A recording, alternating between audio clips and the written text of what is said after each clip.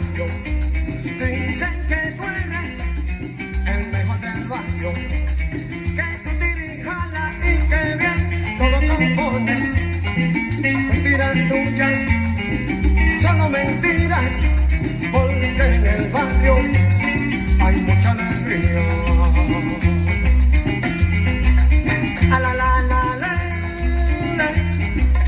pruébame lo tuyo para yo creerte. Pruébame lo tuyo para yo creerte. Suéname la conga, suena el bongo, suena el timbal. Inspírate, hermano, con mucha alegría, porque ahorita aquí vengo yo.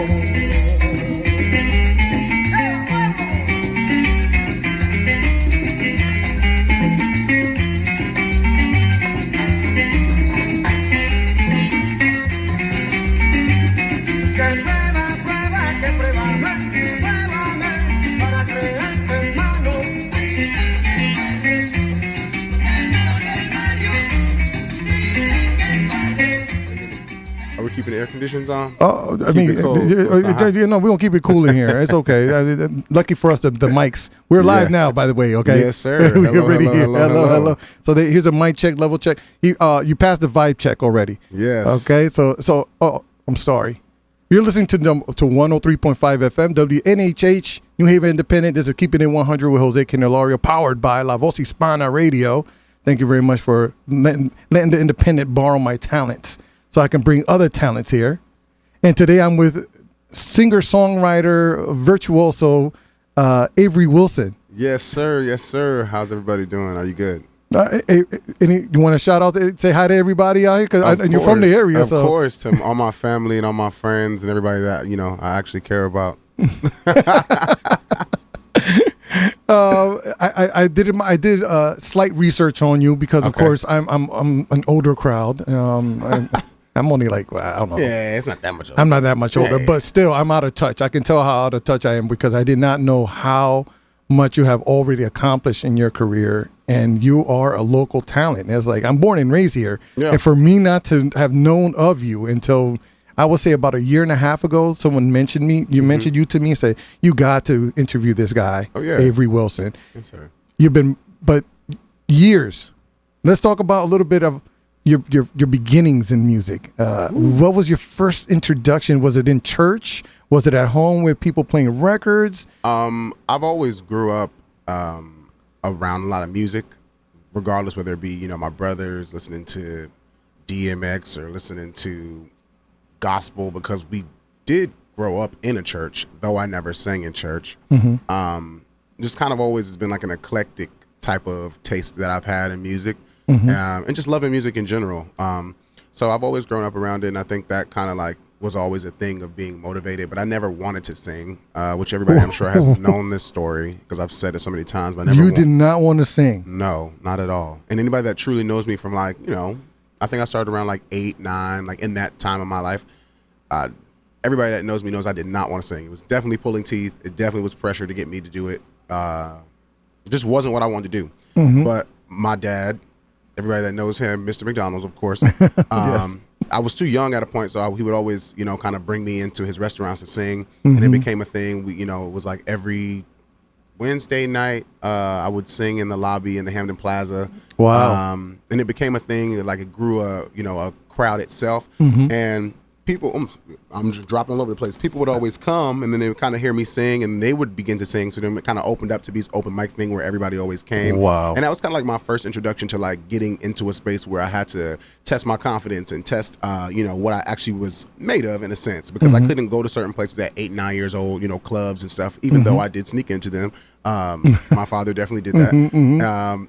I was just kind of there, figuring myself out, trying to see what it's like to get people's attention and keep people's attention, because it's one thing to get it, but can you hold it?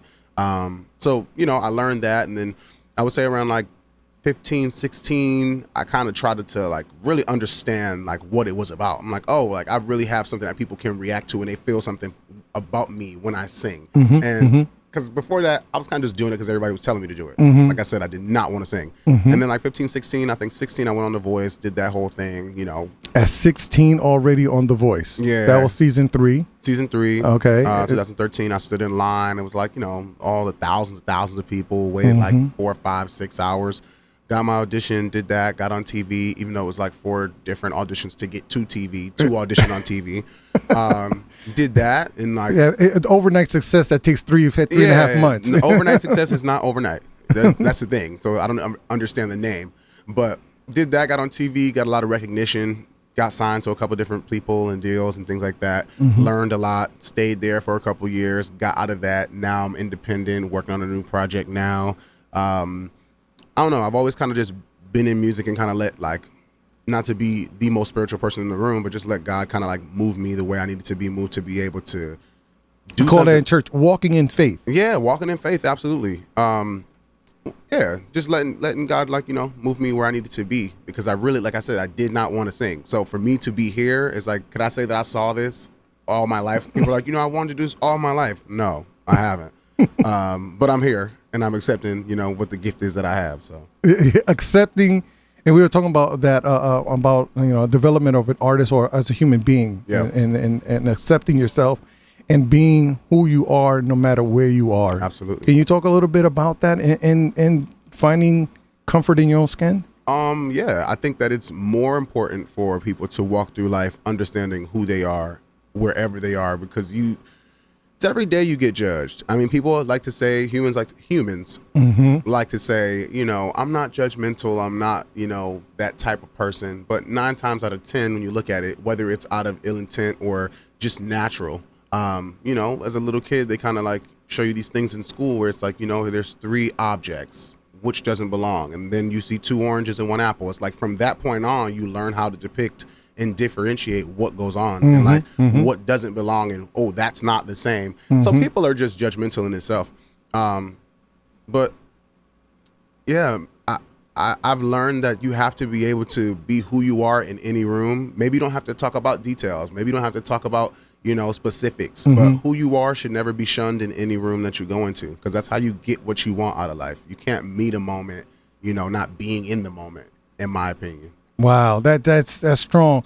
Being in your skin does allow you to be present at every moment. And I want to touch on a little bit about those filters. Yeah, I mean, a lot of us are not even aware of those paradigm and filters that were and pushed upon us since, you know, pre-kindergarten, pre-K, you know, American values and all that have been, you know, they throw at us. Yeah. But you successfully, I would say, have found yourself. Yeah. It's a process. It's a process. What's that young person out there? What can you tell that young person out there that right now maybe is struggling with that same situation? I think I would tell them, to be honest, take your time, you know, or let time just do what it does. Time heals, time teaches, time grows you up, time shows you direction. I think a lot of times we go into situations just in general, whether you're young or not, it's like you go into situations kind of sometimes anxious because of certain things, or, you know, you want to have it all, or you want to be able to just, you know, call it what it is right then in the moment. And sometimes it just doesn't call for that. I think when it's time for you to understand who you truly are and the essence of who you are is when you'll understand. and all our paths are different. Yeah. All our journeys, every person, no 2 people have the same lane in life at all. And honestly, I love to people watch. So when I see people, I'm just look at them in their walk, literally their walk. It's like, man, I don't know what they're living or what their day is like. And just that small idea is the difference between every single one of us on this earth living a different life. It's like, we all got something going on. We all dealing with something. We are only 5 minutes into a conversation here with Avery Wilson. Yes, sir. New Haven Independent 103.5 FM. That's who you're listening to. He's taking some time out of his busy schedule on his project to share with us some of his growth and some knowledge for the youth, especially here in New Haven. I'm always big on visuals, you know, on positive visuals. For sure. You're out there doing that. Since you're yourself, I guess you don't find it too hard to maintain the persona you have, or how hard would it be if you weren't authentic? It would be really hard. I think anything that's not authentic is obviously trying, and I don't think it's about trying. I think it's just about doing. I don't have to wake up and say, let me put on this hat and this jacket and these things, and not literally but figuratively. I don't have to put that stuff on to make you respect or love or like me. So it's not hard for me to wake up and be like, man, here we are again today, starting over. Here's another try, because it's like I'm being exactly what it is I'm supposed to be. And I haven't always been that. So then there's that too. It's like, I remember there were moments where I was doing things for other people. Oh, because they said so. Or, this direction and that direction. Oh, wear this. Don't talk to this person. Be over here. I've done all those things. So now I know what it's like to do it and then also to not do it. And I feel like it's way more beneficial. It takes a little longer or, maybe a little more time to set in certain ways. But when you understand that, who you are needs to be present, it's kind of like that's when you realize that everything will align. And it's not going to be perfect, but you'll meet the right people. You'll be in the right rooms. You'll have all these different alignments in the world that are like be right for you because you're being you. I feel like I'm talking to someone that's like 120 years old. Yeah, I mean, honestly, people say that all the time. They're like, "Yo, you so mature," but it's like it's not even maturity. It's just I take notes, and I feel like when I mess up, or I don't know if I can cuss, so I won't do that. But when we'll beep you out. Yeah, be yourself. Okay, exactly. So when I fuck up, when I mess up, it's kind of like I got to take notes because I'm not bumping my head again around. Like when I come back around, because life is a cycle. What you do at 23, you may not do the same thing at 33, but it's going to be a lesson that you've endured or you've learned. That's going to be kind of similar, I'm sure, because I've learned that in my young years of life. It's like, I've seen a lot of things that I've messed up on that came back around. I had the opportunity to mess up again.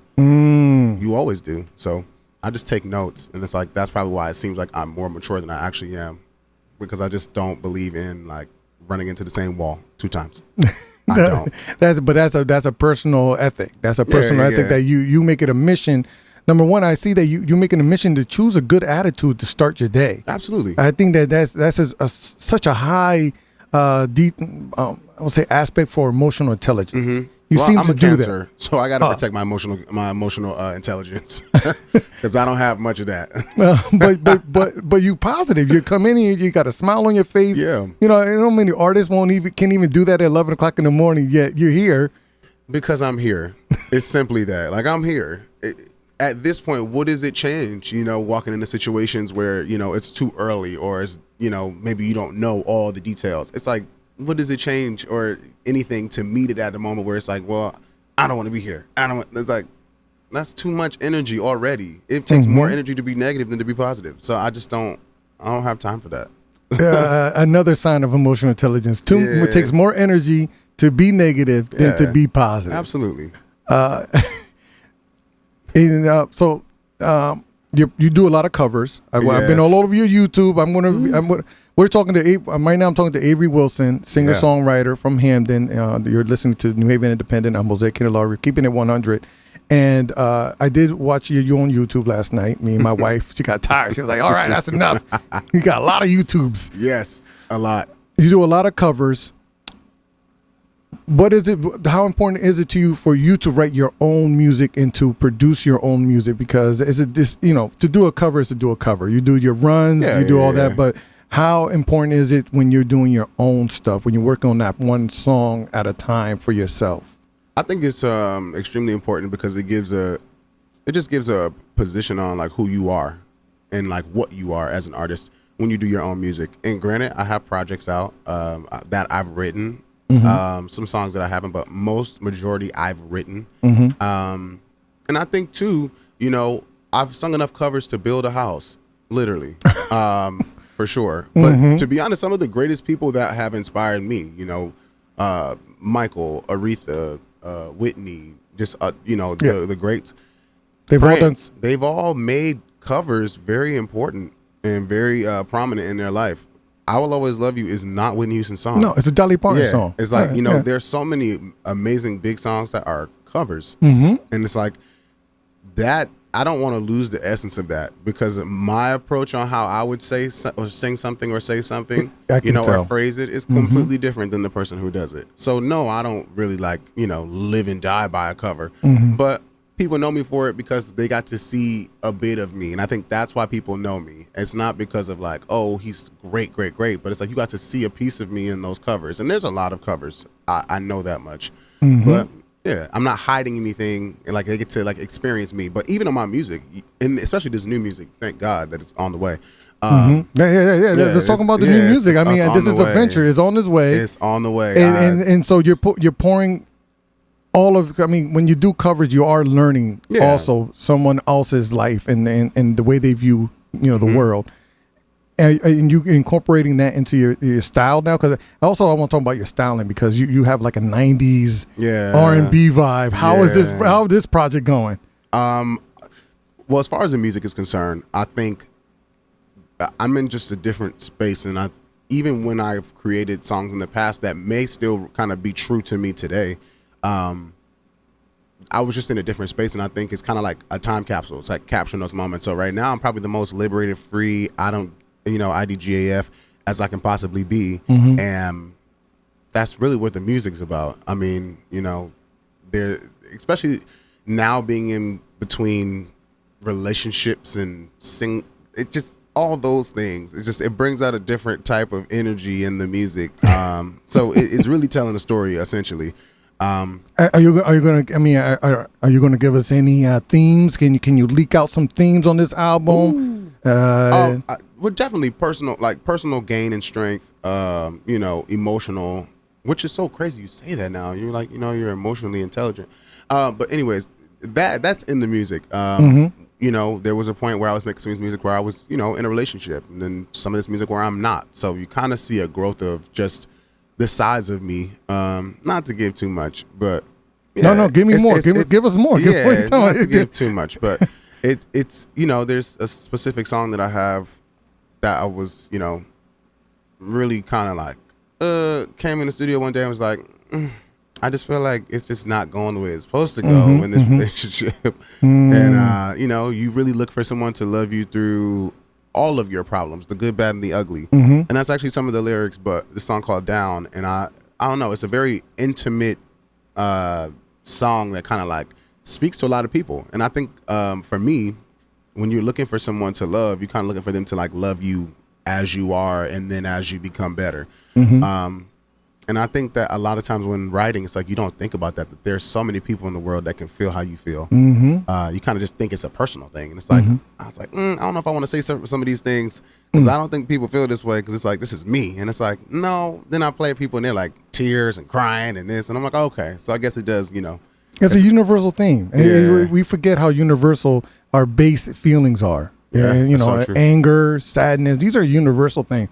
And even when our feelings are hurt, that's universal. I mean, I don't know one person who's not one who went through life without one time getting hurt by someone that they love, or not even being supported at the time that they really need someone. So you already got a track title from his new upcoming album, Down. Okay, yes, sir. So I'm getting all this leaked information for everybody in New Haven. First, the writing process to me in music. I'm with Avery Wilson right now. I'm Jose Candelario. This is Keeping It 100. Now, the writing process to me is the most. I think you're at the most vulnerable. Yeah. Absolutely. There is no line that can't be crossed. There is no detail that couldn't be shared. It's kind of like you really are letting people into the space of your most intimate emotion. I mean, not that people have been in the studio with me, because like I really don't like too many people in the studio with me, because I like to just release and kind of get into that space without judgment. Judgment-free zone, literally. Judgment-free, literally. But I can remember, crying in a session, or, if I wrote the song at my house, it's like being in the room, waking up in the morning and recording vocals and like literally just like exhausted because of the emotional release. So, and it's not always just about the sadness either. Like I remember being extremely happy for some reasons that I do not share. And I just remember like feeling like unstoppable and like, it just, whatever it is. And it's like, you take yourself out of it and it's just pure emotion, and you really you don't want that to be a tainted thing. And that's why I kind of don't always like people in the studio, because it's like, it's so emotional. It's like, I don't want to just tell everybody, hey, this is my business. I can tell you on a song and I can make it sound good, so kind of like you get a little confused a little bit, but you know, I'm a Cancer. We're not doing that. We're not letting people all the way in like that. I mean, you're describing a therapy session. I mean, yes, it's really what you with a mic that is not a therapist but becomes the world, and it's like, that's crazy. Many people can't do that. If I ask you right now, you know, about situations that you feel that really have hurt you deeply, like that you've told no one, that's what it comes down to. It's like, it's a little invasive, but yeah. But isn't that the greatest music that we've ever, I mean, aren't those the best songs we've heard? For sure. Mean, every time that I talk to someone or they come to my shows with certain songs like Dollar Bill and Do For You and like these songs that really, I was at my worst when it comes to emotions, if I'm honest, and they just ring true. It's like people feel that way. You know, some people, if like Dollar Bill, it's like, nah, some people are like, nah, really, if you don't reciprocate the love, I don't want to be with you. I can do it on my own. I'd rather be single as a dollar bill. It's like, and people feel that way. So, yeah. in this day and age, people will choose being alone versus hardships. Absolutely. Nobody wants to put in the time. So I want to touch a little bit about the high times and sure. writing when you're positive, because, you know, a lot of the songs. Oh my God, Danielle Hunt says, Danielle says, I always wanted to meet Avery Wilson. Well, you're meeting him right now. What's up, Danielle? You're meeting him right now. This is as close as you could get to him. Please do not come down to the studio. He is not here. Do not stalk him. He's looking out the door. It's all an illusion. It's all an illusion. Writing in those high times and riding that wave on the high. And I mean, it is different than riding when you're on the low. I mean, don't you think? Or, I mean, we had the same amount of vulnerability, but it is a different feel. It's definitely a different feel. And when you write high, do you write happy songs or do you write, what's different between writing high versus writing despair? To be honest, I could be on a high moment and still write a sad song. Oh. Yeah, because the same amount of energy that it takes to be on the high is the same amount of energy that you're going to pull out being on a sad moment, to be honest, because you still have to think it out very thoroughly. You still have to kind of be like open-minded. I think when you're actually in a space of, you know, frustration or sadness or all these things, you don't really think about it much. You know, you just kind of like open your mouth and it just comes out and you, boom, there it is. But when you're happy or when you're up, if you will, it's kind of like, you know, it's a little more of a thought process if I'm going to sing something like that. But I do, it's kind of like, it's a drug. I mean, I'm trying to find another way to say it. Adrenaline is a drug. I mean, adrenaline, but it's a drug. I would say it's a chemical release. Yes, a chemical release, a chemical drug for sure. We're going to go with that. For now. Yeah, dopamine and all that. Drugs. That's drugs. It's natural drugs. So whatever. Natural. Your brain makes it. Hey. Absolutely. It's all from the earth. We'll go with that. You lived at home most of your life, I'm assuming. But recently you've been away. You were in Atlanta for a little bit. Yeah, I lived in Atlanta for 6 years. I lived in that's a long time then. 6 years in ATL. Yeah, 6 years of that. 2 years of Jersey.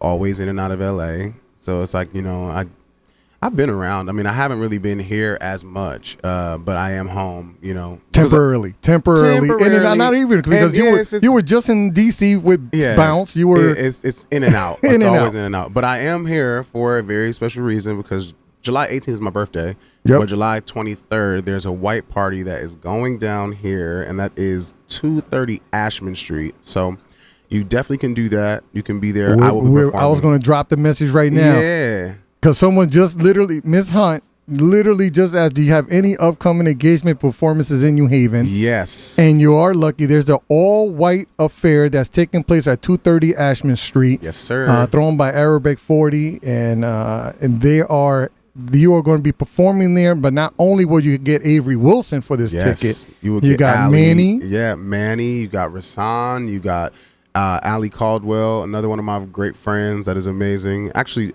to be honest, they're all amazing, and you're not gonna get anything less than a show.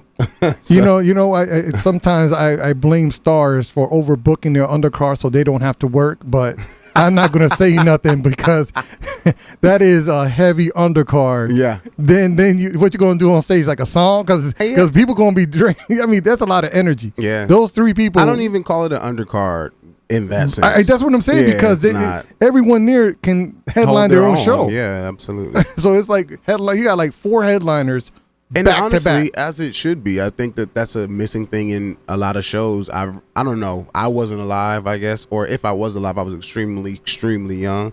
But I remember like seeing like posters about having the Supremes and having Marvin Gaye and Teddy Pendergrass and this and it's like those are the type of things that we don't have now. I mean, not that we don't have talented people, but it's more of an ego trip in a battle to get that many great people on one type of show. Let me tell you, I wouldn't be able to afford it.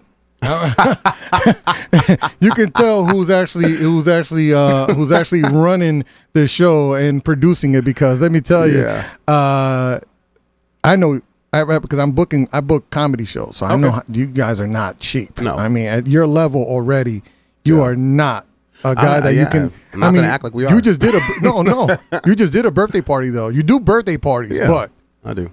You just came from Nolens. It was in Nolens or somewhere like that. I was in Alabama. Alabama, yes. Okay. So you do private engagements, but like I said, it costs. I can't be producing no Avery Wilson concerts. I'll put it out there. Listen, look at it like this: if you do something for a living, you should be taking care of it. I mean, I don't think whoever comes in here to paint walls is like, I can do it for free. No, the paint cost, the time cost, the supplies cost. It's like, I get the gift that singers or musicians or that have is internal, but it's very much a and the talent cost. Yeah. So I'm going to take a quick break. Yes, sir. Because you would say you only be here for 30 minutes, but we're vibing. What I'm going to do, since I'm not even going to ask you to sing. We're on 103.5 FM, WNHH, NewHavenIndependent.org. This is Jose Candelario keeping it 100 right now with Mr. Avery Wilson, who's in the building. But I told him that we're not going to perform today. Instead, I'm going to play a little bit of his YouTubes. All right, that's what they call it still. Yeah, the YouTubes, and he's got this nice. I really enjoyed it. And we're going to talk a little bit more about it, but it's his amazing riffs and runs. And here he is, for you guys can have a listen. You said you'd be here by 9. Instead, you took your time and didn't think to call me. Now I sit trying not to cry, asking myself why you do that to me. Yeah, since you're not around for me to tell you, baby, face to face. I'm writing you this letter, and this is what I have to say. Oh, all I really wanted was some more of your time. Instead, you tell me lies and someone else is on your mind. What you do to me, can't take what you did to me. Bitch, get it together, bitch. You don't know who you went home with again. Was he a friend of a friend? Was he a foe? Was he a tear? And my mom wouldn't like it if she knew about all my rendezvous and all my whereabouts. I keep on piling on bodies, yeah, you getting sloppy, girl, gotta stop getting fucked up. What did I have in my cup? I don't know where I woke up. I keep on pressing my luck. I don't know where I woke up. It's late in Dubai.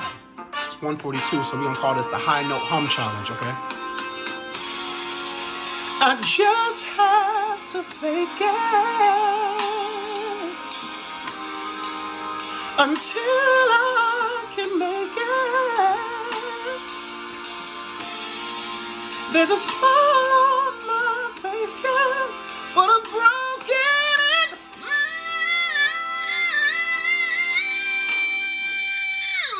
Birds flying high, you know how I feel. Sun in the sky, you know how I feel. Breeze drifting on by, you know how I feel. It's a new dawn, it's a new day, it's a new life.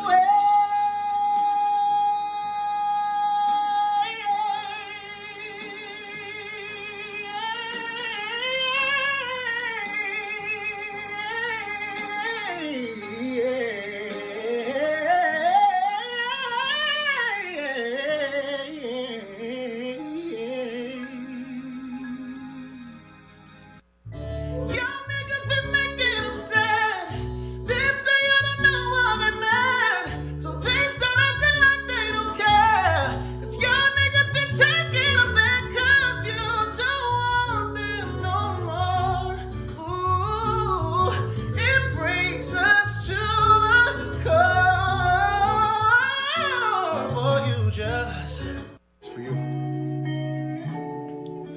I heard some freaky shit about you. So let me see what that might do. 'Cause baby, it's not that easy to please me. I need my attention, different positions. I need you to sit on it, babe. But tell me why you deserve it. Come on and prove why I should move. I'll let you sit and spit on it, baby. Sometimes you gotta lose. In the studio right now, I'm Jose Candelario. This is Keeping It 100 on 103 FM, WNHH, New Haven Independent.org. Grayman Lockwood Wilson has came in saying July 23rd, Arabic sir. Temple 40, all white parties taking place at 230 Ashman Street. And that's where you're going to be able to see locally Avery Wilson Yes, sir. and company, Ali Caldwell, Manny James, Rashawn Langley. Yeah. The Rashawn Langley Project will be Yes. in the building. For more information, if you want, eventbrite.com, Arabic Temple 40 is what you can search under, and we will pop up all the information for that. Mr. Wilson, we're going to continue with the younger Mr. Wilson. I'm used to calling the other. You've earned my respect to be called Mr. Wilson now, Yes, Mr. Avery. We talked already our conversation about his background, writing music. Now we're going to talk a little bit about his talents. People nowadays, right? The technology allows people to actually put auto-tune in their voice boxes. You saw that, right? Yeah. I don't know how trustworthy that is, but yes. Yeah, they turn it on with like pushing on a tooth or something. It's so Yes. weird. I'm a pass. You naturally have that ability. Have you had to work a lot at it, or was this something that you already had built like a 85% and you put in the other 15? I think I've always naturally had the flexibility in my voice to do it. Was I always good? I mean, someone could say yes, but me personally, I don't think so. I think I definitely put a lot of time in. People say 10,000 hours makes you, good. And I feel like I put in way more than 10,000 hours. And that's the only way to really gain, enough skill and momentum to be able to be good. You just have to put time into it, whatever it is you do. It's not just about singing, but people call it like an auto-tune-esque thing, but I don't know the real difference, I guess, that they try to speak of, because auto-tune completely sounds different than the runs that I can do. But I mean, I get the sentiment. It's like clean and like, It's crisp. yeah, it's that. So I think that's the thing they talk about. But No, that's what when I say your auto-tune, it means that your runs and your riffs, I mean, you change notes like in your runs where you start a run at like an octave and you end a run somewhere. yeah, In somewhere, Istanbul. somewhere. Honestly, this has been a thing. I mean, growing up, listening to a bunch of different singers, whether it be jazz singers or gospel singers or R&B singers, I just always found that fascinating to be able to hear something musically like that, because it's more or less the thought process than it is the actual voice. Like what you're hearing when you hear people do those type of things is their mind. But people don't look at it like that because they just want to enjoy the sound. But when I hear somebody sing that's really great, that can do all these creative things, I'm like, oh, that's what your mind is thinking. And I don't think that, at least from my perspective, I don't think that when I hear somebody, it's intimidating, because it's like, oh, I can do that, but I didn't think about that. You thought about it first, or you thought about it that way, and I didn't think about it. So I don't know. I don't think it's I think it's a special thing for sure, but I think it's something that just kind of keeps creatives and like musicians kind of like talking. It's like, well, sharpen. it's like when people see the world differently. Some people see the world in colors. They see notes. They see different things. So the thought is also, you're saying, is different when you're listening. Yeah, you're than listening doing to a it, for thought sure. process Yeah. versus, It's very mathematical, but I'm not that mathematical unless it's about the money. But Yeah, it's math essentially. You know, there's a certain amount of keys, and then every key has accidentals, and like it breaks down to a mathematic type of thing. Not do I think about it that way when I'm singing, no, but like when you think about it and like you see somebody break it down like verbatim, note for note, and like all these different things that people do on YouTube, it's like it becomes very difficult and very like, oh wow, you're doing, you know, a lot, and like I would have never thought that, but I don't look at it like that. And I appreciate that because my daughter right now is in music, and she's got like a perfect pitch. She can hear, she can read music already. She plays a euphonium. She's like she's performed with the New Haven Symphony. So now That's amazing. you're helping me bridge like my communication gap with her because I see her and I'm just in awe of what she can do. Yeah. But you're saying like it's now that you explain it to her, now when I look at her, I'm gonna look at her differently and maybe communicate with her differently. And I think that parents sometimes when they have children that are more talented, I think that's the communication gap. The mere fact that your child, if they're already listening to music, can mimic stuff off the radio, you know, like you probably hear a song and be able to tell me what key is in and what, you know, what range is going to be in the octave. Average people don't think like that at all. No, it's that's what I'm saying. It's a thought process. People get caught up in like the production of sound that comes with it, whether you play an instrument or you sing, or whatever you do. But they get caught up in the sound, and it's really a thought process. When you hear it, it's like, you know, we talked about Love and Jill Scott just a second ago. It's like what you're hearing when she sings and the emotions of it is her thought process. You're not really hearing like notes, because no singer is thinking like, oh, let me hit an F sharp. Like, I know, but at least I don't think so. I don't think many people that can really sing that well are feeling for a note. They're feeling for the obviously the feeling to teach you, you know, where they want you to go. But yeah, you're having a child that's that, you know, talented and like doing all these crazy things musically or whatever the case may be, or can pick up sounds and like reduplicate sounds, or it's like that's just them thinking in a different type of way. Like their mind is completely not thinking like regular. Yeah. Right now, Canberra LaShawn Smith says, good morning, Avery. Thank you for representing New Haven so well. Absolutely. Your voice Good is an Elm City treasure, Hey, and we love you. Good morning and thank you. That's Kebra LaShawn Smith. Kebra. Nobody's ever said that, so I appreciate that. I like to be a treasure. You are a treasure. You're a diamond in the rough, my Yes, friend. sir. You're shining Thank bright right now. We can't shine no light on you because right now you'll blind somebody. And so you also play guitar. Yes. So now you have. So now, when you're writing music, do you incorporate these instruments, or because your voice box is an instrument within itself, do you treat it as such? Yes, absolutely. I do treat my voice as such, as an instrument. It's one of the most delicate, intricate, bougie instruments you can ever have. Everybody's not to get off the instrument thing. Yeah, people who can't sing play.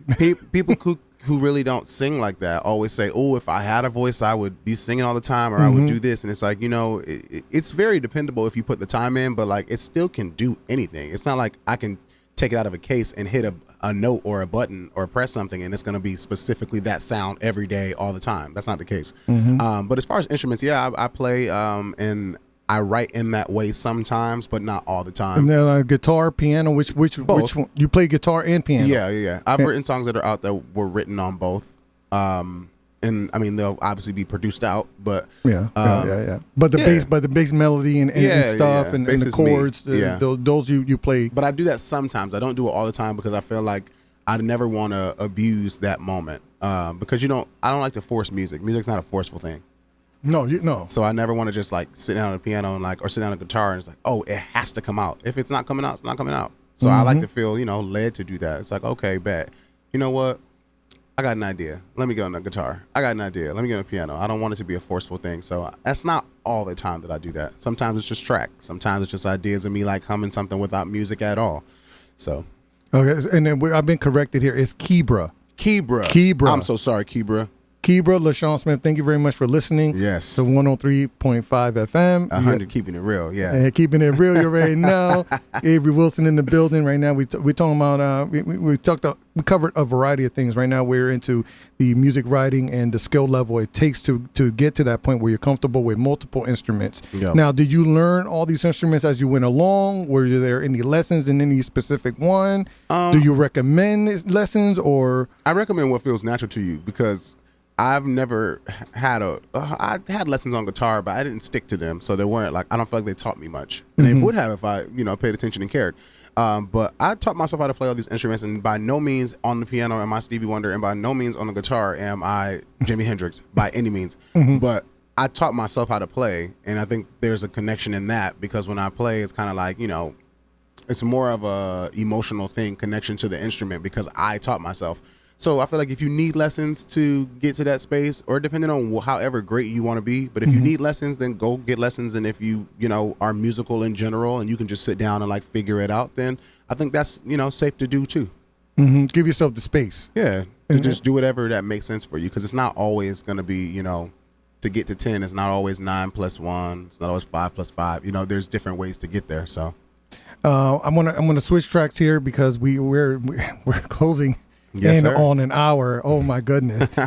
Avery, thank you so much. I appreciate you for having me. I want to touch a little bit because I'm an overbearing parent. I would admit, when my daughter was young, I saw so much talent in her, because you just can't wake up and start mimicking stuff. I mean, that's just, you can though. You can, but because she did it. She did it. So, but for parents who are out there in your experience, let's talk about your experience. You have a very, very, I would say, structured father in your life. He's very structured, very meticulous, and detail-oriented. I was told not to use big words because I'm in New Haven, but get a dictionary for those who don't understand. I'm just trying to be kind to the gentleman. Now, what do you say to kids who are out there who feel like their parents are not there for that talent and are not nurturing and have that other level of, because there's two levels, right? There's supportive and overbearing, like me. Yeah. And like then there's mine. not yours. And me, I can't compare myself to Grayman, but we want the best for our children. And then there's the other end with no support. Can you talk a little bit about having that kind of structure, and has that helped you or not helped you? I think there's pros and cons to both sides, in my opinion. Going with not having that support, I think that, if it's really in you, it'll build up confidence. It'll build up, by any means necessary type of attitude. Do I wish that upon anybody? No, because it's great to have support. But I don't think it's the end of the world. I think the cards that you get dealt, it's not about the specific cards more than it is about the player and how I can play my hand. But then I also, I feel like the parents that are very overbearing, if you will, like yourself, you say. Yeah, because I'm the one that's pushing, like, all right, here's the euphonium lessons, and every day 10 minutes of practice minimum. You're not going to get fed. And honestly, I think that's okay. I had a very hands-on Joe Jackson father real mad myself. Joe Jackson. Yeah, exactly. So I've had that too. It's like, in the middle of the night, get up. You got to sing in the morning. Sing this song for me. Do you know the words? This and the third. Sing it in front of this person. Hey, like I told you, I was singing at McDonald's. Go to McDonald's. We're singing this. And, you sing these songs. How did you think that was? I thought it was not good at all. So let's do this. I've had those moments as a little kid, and I think if you're willing to accept the hard love, or the tough love, I should say, then it'll make you better. And you'll have those questions in your mind that pop up as you go through your journey, and they'll be answered, because in your mind you'll remember those moments of like, oh no, you're not eating until you do this, or here's lessons, and like it's every day of the, you kind of create this structure. And sometimes it's like people are scared of tough love because of emotions and not because of the actual ethic. And I think the ethic of tough love is way more important than the emotions, and emotions lie to us all the time. So yeah. That is you ended up on a strong point there. Yeah. That's now over emotions. Yeah. Emotions. The majority of the time lie. Yeah, they do. Because honestly, it's like I remember several situations that I've been through, and it's like, in the moment it hurts or it bothers me, and then after the fact I can look at it and be like, you know what? I was tripping, or that wasn't right, or I can come back from it. So sometimes you get your emotions get ahead of you, and then you're not ahead of them, and that's a problem. And I'm a Cancer telling you that, and we lead with emotions. So trust me, don't let your emotions get in front of you. Kibra and Nell's having a conversation. That was a three-way conversation. She's saying children are a garden. You plant the seeds you want to grow. You cultivate that garden. Remove the weeds and keep the predators out. Yeah. Shout out to the focused parents who cultivate their children's success. Yeah, I mean, I agree with that. I think even with planting seeds, you have to leave them alone at some point. You can help them. You can set them up, give them the sun, give them all the nutrients, the water that they need, all that. And you still have to let that seed be itself. You're not in the ground after you plant it like, hey, grow, grow, grow. No, it's going to come out the ground. And then you can go ahead and help, in other ways of how to assist. Assistance is one thing. I think that's what we need. Kibra says true. She appreciates that response. Thank you very much, Kibra, who's listening, and everyone else out there. This is Keeping It 100 with Jose Candelario, New Haven Independent, WNHH 103.5 FM. That's right. There is a balance that Kibra says. It might as well, Kibra, you might as well just stop by. You might as well be here, Kibra. we got a few minutes left, and I usually like to just, what do you want to talk about? I mean, we obviously got your performance, and let's get that out the way. You're performing here in New Haven, July 23rd, 230 Ashman Street, all-white party. Yes, sir. Eventbrite.com. Yes. Me, Rasan Langley, Manny Sorrell, and James. I'm sorry. That Manny was James, yeah. If you know Manny, then you know. Well, I know Manny, Church Street South Manny. So. Exactly. So you know. Manny James and Ali Caldwell for sure. We'll be there giving y'all a show. You don't want to miss it. It'll be a lot of fun and a lot of things. It's going to be a lot of things. So eventbrite.com. Yes. Look for Arabic Temple 40. That's how you search it. You'll get all the details there on ticket prices. I know that there was a phone number in here somewhere for Grayman. So I gotta see. Hey, Harry, can you do me a favor? Can you scroll back up a little bit? I want to put out Grayman's phone number in case they want to ask a question for the performance. But beyond that, you got your project coming out. Yes. That's the one you're working on. We already got one track down. You got one track down, literally down. Right. They say, he's doing it for me. Okay. So, yeah, for information, 203-687-0588.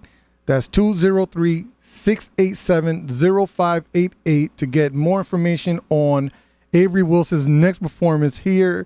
I can't even say your hometown because this is like your home base right now. Yeah. Your home base, New Haven. Yeah. Because I noticed that too. Like when you don't need to live in these places to work. Oh no. You can have a home base in a small town. Yeah, for sure. And still travel the world. And absolutely. Live in hotels everywhere else because it's just cheaper that way. I just think. Give or take. Give or take. Give or take. There you go. Yep. Here we go. 203-687-0588 for tickets information. So this new album you got down. What other sounds are we gonna get this lo-fi sound out of you yet, or are we sticking to this R&B? No, it's always gonna be R&B leading. I'm inspired by a lot of things. I think hearing these new projects with Beyonce that hasn't come out, which I've already predicted is gonna be like dance, house music, which it is, and then you have Drake's project stuff. I mean, I think I might wanna dig in that bag a little bit, but it's always gonna be R&B. I think R&B is the basis of a lot of music, to be honest. No, it's basis of all music. I mean, rhythm and blues is everything. Yeah, I mean, literally, it's rock, it's gospel, it's pop, it's especially now, but it's all those things. So it'll forever be that. I can't give too much. I know. Yeah. I'm trying to get out of you. Are we going to get a country vibe song? Oh no. Are you going to go extreme and like that? And those I won't Netherlands? go too far to the edge, but I'll take it a little far. Okay, all right. So you're going to push R&B to the limits. Yes, absolutely. Within your comfort zone. Yes, what's acceptable at this point? But will there ever be those records? Maybe. Maybe you never know. Collaborations might happen. Blake Shelton might call you one day and you'll be forced to go to Nashville for a couple of months. Listen, not a problem. And I look forward to those days. Anything else? The floor is yours. You got like 2 minutes. The floor is mine. I need everybody that's listening to this to be themselves and be it unapologetically. Don't let anybody put you in a box, because if they do, then you need to find your way out of it. I know I have. Stay tuned for new music. If you do not follow me everywhere, that is Avery Wilson, AveryWilson on Instagram, Twitter, Facebook. You can go stream all my music that's out right now. I do have projects that are out that are not covers, even though everybody loves the covers. That's great. But I have projects out that I've written. I think you need to get into that if you haven't. And I need to see you on the 23rd at the All White Party, obviously here in New Haven, Connecticut. If you are listening, Arabic 40, search that on Eventbrite. Me, Ali Caldwell, Manny James, and Rasan Langley. Make sure you're there, okay? All right. You got it. we You got everything you need to hear, everything you need to know. If you're not familiar with Mr. Avery Wilson, please do so before July 23rd. That's Please all do I'm so. going to say, because New Haven, you know, we have a certain hater attitude here in the Elm City. You already know how that is. It's everywhere. But that's everywhere. But New Haven is special about it. Because trust me, I think I get more love in Los Angeles than Yeah. sometimes in your own city. But Yeah. get familiar, Elm City. If you don't already know Mr. Avery Wilson, he is on YouTube. Look, my wife's a fan. She bought 2 tickets last night. And I was like, wait a second, I didn't even invite you. We love that. We love that. She's coming down to check you out, and she compared you to so many great people. Are we going to get runs and riffs? Are we going to get runs and riffs? Oh yeah, for sure. Okay, I good. mean, you're always gonna get a little bit of that. Yeah. That Avery Wilson twang on that song. Yeah, you know, that's my fingerprint. You can't. How can you get me without that? All right, good. Mr. Wilson, I got to end it. Yes, They already sir. told me a minute. Yes, Thank sir. you very much for listening, everyone. This has been Keeping It 100 with Jose Candelario with special guest Avery Wilson. Yes, sir. 103.5 FM, WNHH, NewHavenIndependent.org, streaming live on all platforms, and you will be able to share this podcast on all types of more platforms tomorrow morning. Thank you very much for listening. I'm Jose, and I am out.